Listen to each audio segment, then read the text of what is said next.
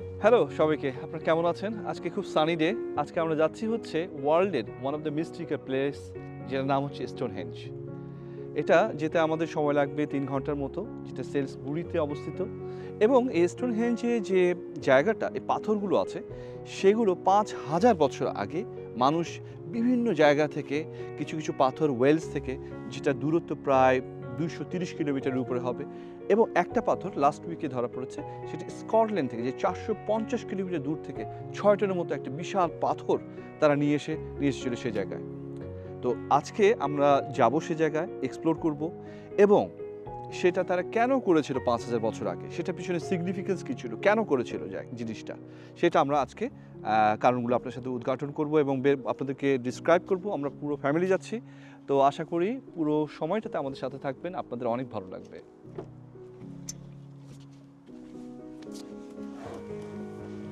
Finally আমরা স্টোনহেঞ্জের পার্কিংয়ে এসে পৌঁছালাম।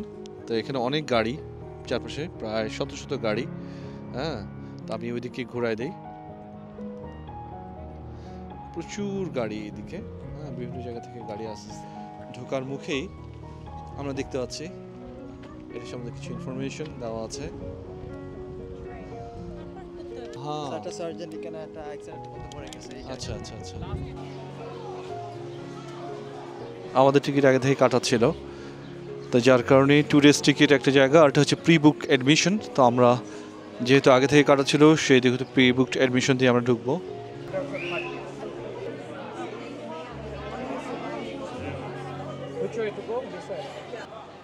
এখান থেকে বাস বা হেঁটে যাওয়া যায়। তো আমরা শাটল বাসের, যে শাটল বাস দেখা যাচ্ছে, শাটল বাসে করে আমার বন্ধু আর আমরা যাব।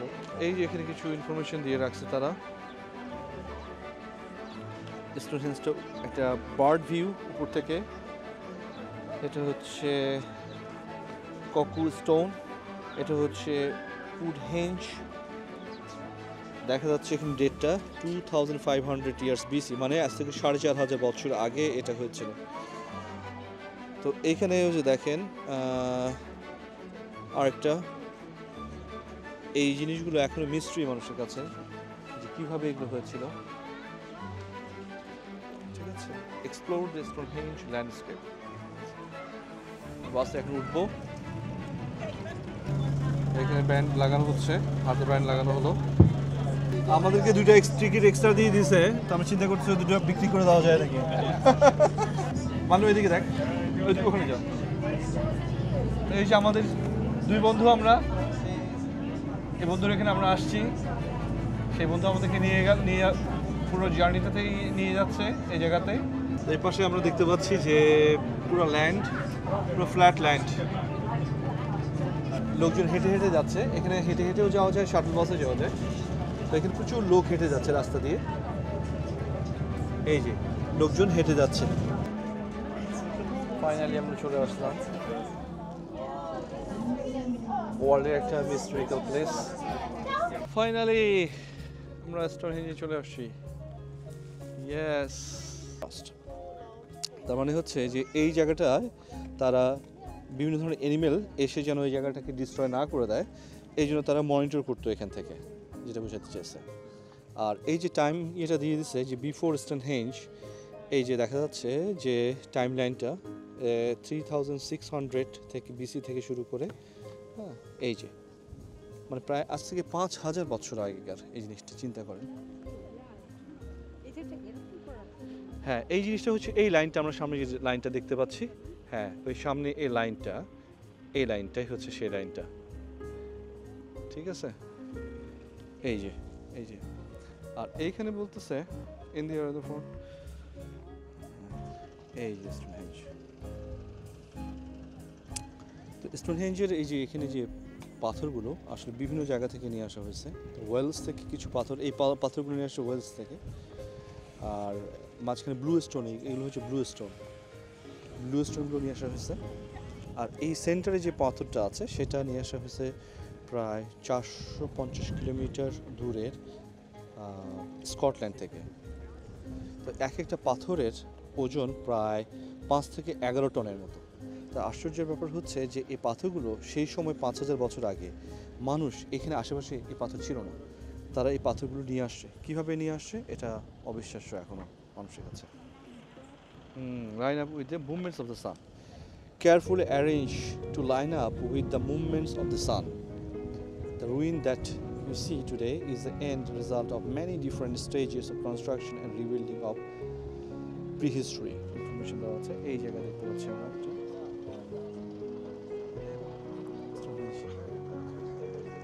এইখানে দেখতে পাচ্ছি। Their stuff very different. I would say so. You're here. You're here now. Stonehenge, there's loads of observations of those people who were buried 700 years after the stones were released. এখন আমরা যাই জায়গাটাতে, যাই দেখি।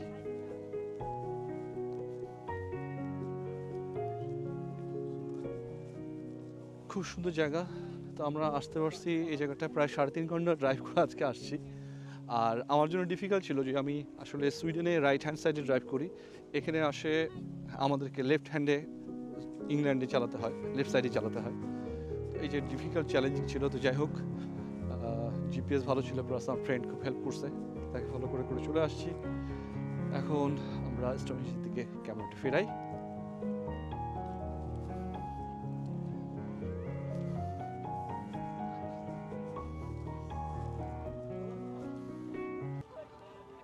এখন আমি দাঁড়িয়ে আছি ইংল্যান্ডের সেলসবুরির স্টোনহেঞ্জের সামনে। পিছনে যে পাথরগুলো দেখতে পাচ্ছেন এগুলো কোনো অর্ডিনারি পাথর না, এগুলো এক একটা পাথরের উচ্চতা প্রায় 13 ফিটের মতো এবং চওড়া 7 ফিটের মতো, এবং এটার ওয়েট 24 টনের উপরে। তো চিন্তা করেন এই পাথরগুলো কিন্তু আশেপাশে থেকে নিয়ে আসা হয়নি, এটা অনেক দূর থেকে 250 থেকে 450 কিলোমিটার দূর থেকে এই পাথরগুলোকে নিয়ে আসা হয়েছিল। আজ থেকে প্রায় 5000 বছর আগে, হ্যাঁ আজ থেকে প্রায় 5000 বছর আগে এই পাথরগুলোকে নিয়ে আসা হয়েছিল এই জায়গায়। এবং পাথরগুলো মানে সার্কেলিক ওয়ার্ডারে ছিল, এবং এটা একটা কারণ যে কীভাবে মানুষ, আশ্চর্যের ব্যাপার যে কীভাবে মানুষ এই পাথরগুলোকে নিয়ে আসছিল। এটা অবশ্যই তারা মনে করে থাকে, অনেক ধরনের থিওরি দিয়ে থাকে যে পাথরগুলোকে নিয়ে আসা হয়েছিল বোটে করে, স্লেজিং করে, কাঠের গুঁড়িতে করে। কিন্তু 24 টন একটা পাথর, চিন্তা করেন সে সময় কোনো ক্রেন ছিল না, সে সময় কোনো গাড়ি ছিল না, সে সময় ট্রাক ছিল না, কিন্তু সে সময় কীভাবে নিয়ে আসা হয়েছিল পাথরগুলোকে। তারপরে আরও মজার ব্যাপার হচ্ছে যে এখন পর্যন্ত উদ্ঘাটিত হয়নি যে আসলে এই জিনিসটা কেন তৈরি করা হয়েছিল। যে কতগুলো থিওরি আছে এর মধ্যে। একটা থিওরি হচ্ছে যে সূর্যের যে লাইন আপটাকে তারা বোঝার জন্য তারা পাথরগুলোকে এইভাবে রেখেছিল। আরেকজনকে কিছু মনে করে থাকে যে এই জায়গায় তার উপাসনা করত, এবং মাঝখানে কিছু ব্লু স্টোন আছে, আমি ছবিতে দিয়ে দেবো। সেই সমস্ত জায়গায় তারা মনে করতো হিলিংয়ের জন্য আসতো তারা সেই জায়গায়। এখানে বিভিন্ন ধরনের মানুষের কঙ্কালও পাওয়া যায়, সেখান থেকে ধারণা করা হয় যে এই সমস্ত জায়গা মানুষ হিলিংয়ের জন্য আসতো, এবং কবরস্থানও ছিল মানুষের। তো এটা এখন পর্যন্ত অনেক কিছু অজানা। তো আসলে আমরা যতটুকু দেখতেছি ততটাই ভালো লাগতেছে যে একটা দেখেন এই যে পাথরগুলো, যে একটার উপরে আর একটা কীভাবে পাথরগুলো তোলা হয়েছে না, এটা অবিশ্বাস্য একটা ব্যাপার। এবং রিসেন্টলি লাস্ট উইকের যেটা খবর পেলাম যে মাঝখানে যে একটা পাথর আছে, সেন্টার হার্ট স্টোন বলা হয়, সেটা প্রায় অনেক 13 টনের উপরে, এবং সেই পাথরটা টেস্ট করে বের করা হয়েছে যে সেটা নিয়ে আসা হয়েছিল এখানের স্কটল্যান্ড থেকে, যেটা প্রায় 450 কিলোমিটার দূরে। সেখান থেকে এই পাথরটা কীভাবে নিয়ে আসা হয়েছিল এটা এখনও অজানা। তো আমি আরও ইনফরমেশন যেগুলো আমি এটা থেকে পেয়েছি, সেই সমস্ত ইনফরমেশনগুলো আমি ভিডিওর অন্যান্য জায়গায় সমস্ত আপনাদের সাথে শেয়ার করব। আশা করি এই জিনিসটা আপনাদের ভালো লাগবে। স্টোনহেঞ্জ এক অদ্ভুত আর রহস্যময় স্থান, এবং এ নিয়ে মানুষের মনে রয়েছে অনেক প্রশ্ন, অনেক জিজ্ঞাসা। তো কারা তৈরি করেছিল এই স্টোনহেঞ্জ, তারা এর পিছনে কী ধরনের টেকনিক ইউজ করেছিল, কীভাবে এই ভারী ভারী পাথরগুলো তারা কার্ভ করেছিল, নিয়ে এসেছিল এক জায়গা থেকে আরেক জায়গায়, এবং তারপরে কেনই বা তৈরি করেছিল এই জিনিসটি। তো এই সমস্ত প্রশ্নের উত্তর আমরা চেষ্টা করেছি কিছু বের করার, তো সেগুলোই আপনাদের সামনে তুলে ধরব এক এক করে। তো চলুন শুরু করা যাক। তো স্টোনহেঞ্জ তৈরি করেছিল নিওলিথিক মানুষ। নিওলিথিক যুগ হচ্ছে যাকে বলা হয় 10,000 বৎসর পূর্বে, ছিল প্রস্তর যুগের শেষ অংশ। এই সময় মানুষ কৃষিকাজ শুরু করে, পশুপালন করে, এবং স্থায়ী বসতি স্থাপন করতে শুরু করে। তারা তখন বিভিন্ন ধরনের সরঞ্জাম তৈরি করত পাথর, কাঠ এবং হাড় দিয়ে। এই যুগের মানুষদের জীবনযাত্রা ছিল খুবই সাধারণ। তারা প্রথমবারের মতো ফসল চাষ করতে শিখেছিল এবং সেই সঙ্গে গৃহপালিত প্রাণীর যত্ন নেওয়া শুরু করেছিল। তাদের সামাজিক জীবনও ধীরে ধীরে উন্নত হতে থাকে এবং ছোট ছোট গ্রাম তৈরি করে একত্রে বসবাস করতে শুরু করে। আমরা ইসলাম ধর্মে বিশ্বাস করি যে মানবজাতির সৃষ্টির পর থেকে আল্লাহ বারবার নবী এবং রসুল প্রেরণ করেছেন, যাতে মানুষ সঠিক পথের নির্দেশনা পায়। নিওলিথিক যুগের মানুষের জন্য আল্লাহ নিশ্চয় নবী পাঠিয়েছিলেন, যদিও তাদের নাম ও পরিচয় কুরআন ও হাদিসে সুনির্দিষ্টভাবে উল্লেখ করা হয়নি। আল্লাহ তাআলা যুগে যুগে মানুষকে তার সৃষ্টির উদ্দেশ্য বোঝানোর জন্য নবী পাঠিয়েছেন এবং তাদের মাধ্যমে মানুষকে সত্য ও সঠিক পথ দেখিয়েছেন। তো চলুন দেখা যাক এই স্টোনহেঞ্জ তৈরি করার জন্য তারা কী ধরনের পাথর ব্যবহার করেছিল এবং কী ধরনের টেকনিক তারা ইউজ করেছিল। স্টোনহেঞ্জ শব্দটি এসেছে দুটো শব্দ থেকে, স্টোন এবং হেঞ্জ। স্টোন শব্দের অর্থ আপনারা জানেন পাথর, আর হেঞ্জ শব্দটি এসেছে প্রাচীন ইংরেজি শব্দ হ্যাং থেকে, যার অর্থ কিছু ঝুলন্ত বা বাঁকানো অবস্থায় থাকা। স্টোনহেঞ্জের পাথরগুলো এমনভাবে দাঁড় করানো হয়েছে যে কিছু পাথর দেখতে ঝুলন্ত বা বেষ্টনী আকারের মনে হয়, তাই নামটি এসেছে, যা এখন পৃথিবী জুড়ে পরিচিত। তো স্টোনহেঞ্জে মোট পাথর আছে হচ্ছে 93টি। এই পাথরগুলো বিভিন্ন আকার ও প্রকারের। মূলত দুটি প্রধান ধরনের পাথর আছে, তার মধ্যে এক নম্বর হচ্ছে সার্সেন্ট পাথর। স্টোনহেঞ্জের মূল এবং সবচেয়ে বড় পাথরগুলো হলো সার্সেন্ট পাথর। এগুলো অনেক বড় এবং ভারী পাথর, সংখ্যা প্রায় 30টি এবং প্রতিটি পাথরের ওজন 25 টন থেকে 30 টন পর্যন্ত। চিন্তা করা যায়, সবচেয়ে বড় পাথরগুলোর ওজন প্রায় 40 টনের মতো। কোথা থেকে আনা হয়েছে এই পাথরগুলো? সার্সেন্ট পাথরগুলো ইংল্যান্ডের মার্লবরো ডাউন্স নামক একটি স্থান থেকে আনা হয়েছে, যা স্টোনহেঞ্জের কাছাকাছি হলেও প্রায় 30 কিলোমিটার দূরে অবস্থিত। এই 30 কিলোমিটার দূর থেকে এই 40 টনের মতো পাথর 5000 বছর আগে মানুষ কিভাবে নিয়ে এসেছিল, সত্যি চিন্তার বিষয়। তারপরে হচ্ছে ব্লুস্টোন। ব্লুস্টোনগুলো অপেক্ষাকৃত ছোট, কিন্তু এগুলো গুরুত্বপূর্ণ পাথর হিসেবে ব্যবহৃত হয়েছে। এগুলোর ওজন প্রায় 2 টন থেকে 5 টনের মতো। এর পাথরগুলো নিয়ে আসা হয়েছে ওয়েলসের প্রেসেলি পাহাড় থেকে, যা স্টোনহেঞ্জ থেকে প্রায় 250 কিলোমিটার দূরে অবস্থিত। সাম্প্রতিক গবেষণায় বের হয়েছে এই 2024 অগাস্টেই যে এই দুটো পাথরের মাঝখানে যে পাথরটি দেবে গেছে দেখতে পাচ্ছেন, সেটি হচ্ছে অল্টার স্টোন। এই পাথরটি তারা নিয়ে এসেছিল স্কটল্যান্ডের অর্কাডিয়ান বেসিন থেকে। প্রায় 450 কিলোমিটার দূর থেকে এই পাথর নিয়ে আসা হয়েছিল। খুবই অবাক করার মতো ব্যাপার। এছাড়াও এখানে আরও কিছু পাথর আছে যেগুলো সময়ের সাথে সাথে ধ্বংস হয়েছে, যেগুলো এখন দেখা যায় না। হ্যাঁ, উপরে যে পাথরটি দেখতে পাচ্ছেন এটি হচ্ছে লেন্টিলস, যেগুলো পাথরগুলো উপরে ঝুলে আছে। সে পাথরগুলো অনেকটা লেগোর মতো করে বানানো। এই লম্বা পাথরগুলোর উপরে একটি নবের মতো আছে এবং সেই নবের মধ্যে এই লেন্টিলসগুলোকে বসিয়ে দেওয়া হয়েছে যেন শক্তভাবে একটি আরেকটির উপর বসে থাকে এবং পড়ে না যায়। এই কনস্ট্রাকশনটি বানানোর জন্য তাদের সেই সময়ে কোনো রকম মেটালের ব্যবহার ছিল না, বা হাতুড়ি বা এই সমস্ত কোনো কিছু ছিল না। তারা সম্পূর্ণটাই করেছিল পাথরে বানানো হ্যামার দিয়ে খোদাই করে করে। তো এই পাথরের মধ্যে যে আমরা বাঁকানো ধরনের শেপ দেখতে পাই, এটা তারা প্রচুর লোক প্রায় হাজার হাজার ঘন্টা সময় ইউজ করে তারা আঘাত করে করে এই ধরনের একটা শেপ এনেছিল। তো এখন আমরা দেখব হচ্ছে যে কেন তৈরি করা হয়েছিল, স্টোনহেঞ্জ কেন তৈরি করা হয়েছিল সে সম্পর্কে অনেক তথ্য ও ধারণা রয়েছে। প্রাচীনকালে এর উদ্দেশ্য কী ছিল তা সঠিকভাবে জানা না গেলেও বিজ্ঞানীরা ও ইতিহাসবিদরা কয়েকটি তথ্য দিয়েছেন। সেই তথ্যগুলো আলোচনা করা হলো। এক হচ্ছে ধর্মীয় আচার অনুষ্ঠানের স্থান। অনেকে মনে করে স্টোনহেঞ্জ ছিল একটি ধর্মীয় উপাসনালয়। আরেক দল মনে করে, গবেষণার একটি তথ্য হলো যে সূর্য ও চন্দ্রের পর্যবেক্ষণ কেন্দ্র। স্টোনহেঞ্জ একটি প্রাচীন জ্যোতির্বিদ্যা কেন্দ্র হিসেবে ব্যবহৃত হতো। পাথরগুলোর বিশেষ বিন্যাস দেখে মনে করা হয় এগুলো সূর্য ও চন্দ্রের চলাচল পর্যবেক্ষণের জন্য তৈরি করা হয়েছিল। গ্রীষ্ম এবং শীতের সময় সূর্য যেখানে ওঠে বা ডুবে সেই অনুযায়ী পাথরগুলো স্থাপন করা হয়েছিল। 3. কবরস্থান। স্টোনহেঞ্জের কাছাকাছি কিছু মানব দেহাবশেষ পাওয়া গেছে, তাই অনেকে মনে করেন এটি একটি কবরস্থান হিসেবে ব্যবহৃত হতো। উচ্চ মর্যাদাসম্পন্ন ব্যক্তিদের এখানে সমাহিত করা হতো। 4. কিছু বিশেষজ্ঞ মনে করেন স্টোনহেঞ্জ একটি আরোগ্যস্থান ছিল। ব্রোস্টেনগুলিতে বিশেষ শক্তি আছে বলে তারা মনে করত এবং যা মানুষকে রোগ থেকে মুক্তি দিতে পারত বলে তারা মনে করত। 5. রাজনৈতিক বা সামাজিক কেন্দ্র। কিছু গবেষক মনে করেন এটি একটি রাজনৈতিক বা সামাজিক কেন্দ্র ছিল। প্রাচীন সমাজের মানুষ একত্রিত হয়ে বৈঠক করতেন বা গুরুত্বপূর্ণ সিদ্ধান্ত নিতেন। এটি হয়তো কোনো প্রাচীন রাজা বা নেতার ক্ষমতার প্রতীক ছিল। 6. আরেকটি তথ্য হল স্টোনহেঞ্জ একটি বিশেষ শক্তিচক্র বা মন্দির হিসেবে ব্যবহৃত হতো। প্রাচীনকালে মানুষ বিশ্বাস করত যে পৃথিবীর কিছু জায়গায় বিশেষ শক্তি ও শক্তিধারা রয়েছে এবং স্টোনহেঞ্জ সেই ধরনের জায়গাগুলোর একটি হতে পারে। এই তথ্যগুলো সবই স্টোনহেঞ্জের সম্ভাব্য উদ্দেশ্য সম্পর্কে ধারণা দেয়, কিন্তু সঠিক কারণ আমরা আজও জানি না। তবে একটা জিনিস নিশ্চিত, স্টোনহেঞ্জ একটি অসাধারণ প্রাচীন স্থাপত্য যা মানুষের কল্পনা ও ক্ষমতার অসীম সম্ভাবনাকে প্রকাশ করে।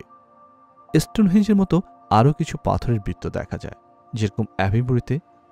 অ্যাভিবুরি স্টোনহেঞ্জ থেকে খুব বেশি দূরে নয়। এটি স্টোনহেঞ্জের চেয়ে বড় এবং এটি দেখতেও অসাধারণ। 2. ক্যাসেল রিক। এটি লেক ডিস্ট্রিক্ট এলাকায় অবস্থিত। ক্যাসেল রিকের পাথরগুলো পাহাড়ের মাঝে স্থাপন করা হয়েছে এবং এর চারপাশের প্রকৃতির দৃশ্য খুবই সুন্দর। Roller right Stones. Roller right Stones RT পাথরের বৃত্ত যা ইংল্যান্ডের অক্সফোর্ডশায়ারে অবস্থিত। তো যাই হোক, স্টোনহেঞ্জের এই রহস্যময় ইতিহাস এখনও মানুষের কৌতূহল বাড়িয়ে তুলেছে। আর মডার্ন সায়েন্সের উন্নতির কারণে, যেরকম আপনার laser test, radio carbon test এবং কেমিক্যাল টেস্টের কারণে অনেকভাবে নিশ্চিত করা যায় যে এগুলো কত আগে তৈরি করা হয়েছিল এবং এই জিনিসগুলো থেকে আমরা অনেক নতুন নতুন ইনফরমেশন পাচ্ছি। স্টোনহেঞ্জে আমার মেজর ছেলে আয়ানের সাথে বড় ছেলে আহনাফ এবং তারপরে ছোট ছেলে সাইফান, ওরা বেশ হ্যাপি, ওয়েদারটা ভালো। আর এখানে আয়ন ছবি তুলছে, একটা পাথরকে তুলে ধরার চেষ্টা করতেছে। এই ধরনের অনেকগুলো ডেমো দেয়া আছে, মানুষ চাইলে এভাবে ফানিভাবে ছবি তুলতে পারে, তো লোকজন সেভাবে ছবি তুলে। এবং আপনারা দেখতে পাচ্ছেন যে একটা দড়ির মতো দেওয়া আছে, আসলে দড়ির ওই পারে যাওয়া যায় না এবং স্টোনগুলোকে টাচ করা যায় না, কিন্তু দেখা যায় দূর থেকে। এখান থেকে আগে যাওয়া যেত, এখন এটা তারা বন্ধ করে দিয়েছে। তো যাই হোক, এখানে অনেকভাবেই লোকজন আসে, ফ্যামিলি ছবি তুলে তারা এবং টাইমটাকে এনজয় করে। তো ওয়েদারটা বেশ ভালো, তো চারপাশটা বেশ খোলামেলা, প্রচুর বাতাস, বেশ ভালোই লাগে।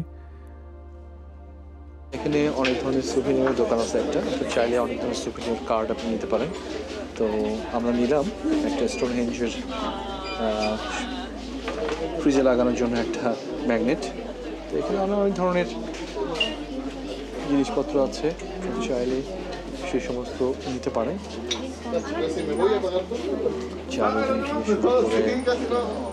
অনেক ধরনের জিনিসপত্র আছে।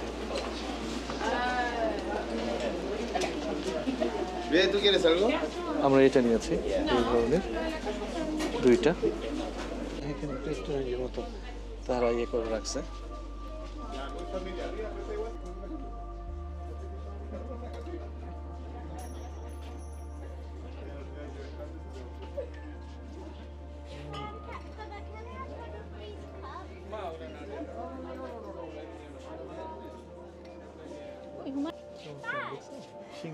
আমার কাছে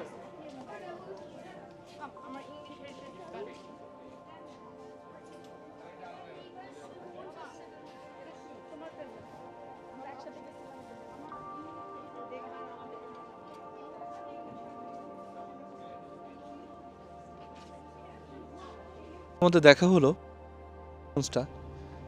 তারপরে আমরা আসলে চিন্তা করতেছি যে আজ থেকে প্রায় 5000 বছর আগে মানুষ কী কারণে স্কটল্যান্ডের মতো এত দূর থেকে এত ভারী ভারী পাথর, ওয়েলস থেকে এত ভারী ভারী পাথর তারা এই জায়গাতে নিয়ে আসছিল, কেন এই জায়গাতে নিয়ে আসছিল, যাদের সাথে শেয়ার করলাম ইনফরমেশনগুলো। তো আপনারাও আসতে পারেন। আর যদি চ্যানেলটার আজকের ভিডিওটা আপনাদের ভালো লেগে থাকে তাহলে অবশ্যই আপনারা সাবস্ক্রাইব করবেন, আপনাদের ফ্রেন্ডদের সাথে শেয়ার করবেন বেশি বেশি করে। আর কমেন্ট, আপনাদের কমেন্ট আমার খুব ভালো লাগে, কমেন্ট করবেন। তো সব কিছু মিলায় আপনাদেরকে অনেক ধন্যবাদ শেষ পর্যন্ত থাকার জন্য। তো দেখা হবে আমার নেক্সট ভিডিওতে, সে পর্যন্ত খোদা হাফেজ, বাই।